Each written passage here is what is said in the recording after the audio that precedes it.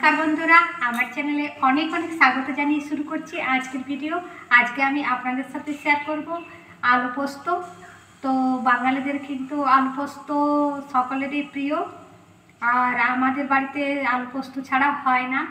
तो এই आलू पोस्त एकटाई रेसिपि किन्तु सकलेरই किन्तु रान्नाटा जखन करा हय तखन किन्तु आलादा आलादा टेस्ट हय। कि जानि খুন্তি নাড়াই বলুন আর প্রসেসেই বলুন কীভাবে যে আলাদা টেস্ট হয় জানি না। আমি আলু পোস্তটা বানাই তো আমার রান্নাটা একরকম টেস্ট হয়, আমার শাশুড়ি মা বানায় ওনার রান্নাটা একরকম টেস্ট হয়, আর আমার মা দেখেছি উনি বানান তখনও ওনার রান্নাটা আলাদা টেস্ট হয়। তো সে যাই হোক, আমি যেভাবে বানাই সেটাই আমি আপনাদের সাথে শেয়ার করতে চাই। এভাবে বানিয়ে দেখবেন, আমার ছেলেমেয়েরা খুব পছন্দ করে। আমি যেভাবে বানাই সেটা জানি না, সব বাচ্চারাই হয়তো মায়ের রান্নাটা সকলেরই খুবই পছন্দ, আমারও আমার মায়ের রান্না খুবই পছন্দ। তো হয়তো সেই জন্য আমার ছেলেমেয়েরাও হয়তো আমার রান্নাটাই বেশি পছন্দ করে। সে যাই হোক, রান্নাটা আমি শুরু করছি, দেখতে থাকুন। आलू पोस्तटा बानानोर जोन्नो आमी 3টে आलू निয়েছি আর একটা টমেটো নিয়েছি। তো आलूगुलो आमी प्रथमे छुले निচ্ছি, तारपर आलूटा आमी केटे नेब।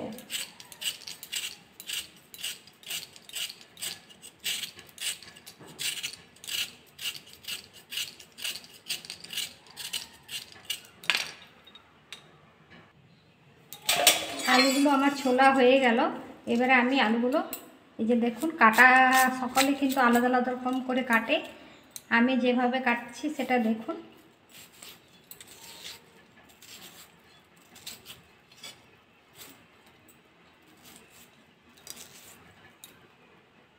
এই যে একদম কুচি কুচি করে কাটতে হবে।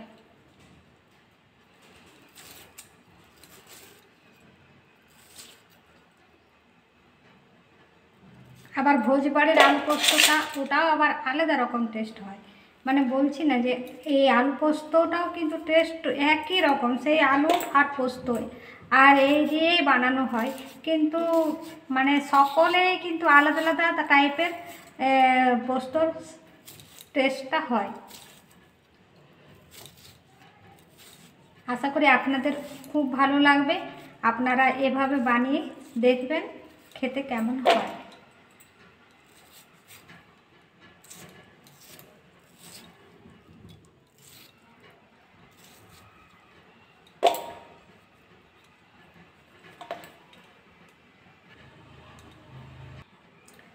এই যে টমেটো আর আলু আমার কাটা হয়ে গেল। এবারে আমি পোস্তটা প্রথমে বেটে নিচ্ছি। এতটা পরিমাণ পোস্ত নিয়েছি, দুটো কাঁচা লঙ্কা নিয়েছি, আমি শিলনোড়াতেই বেটে নেব। শিলনোড়াতে বাটলে কিন্তু খেতে খুব টেস্ট। প্রথমে শিলটা খুব ভালোভাবে ধুয়ে নিচ্ছি, দিয়ে পোস্তটা আমি বেটে নেব।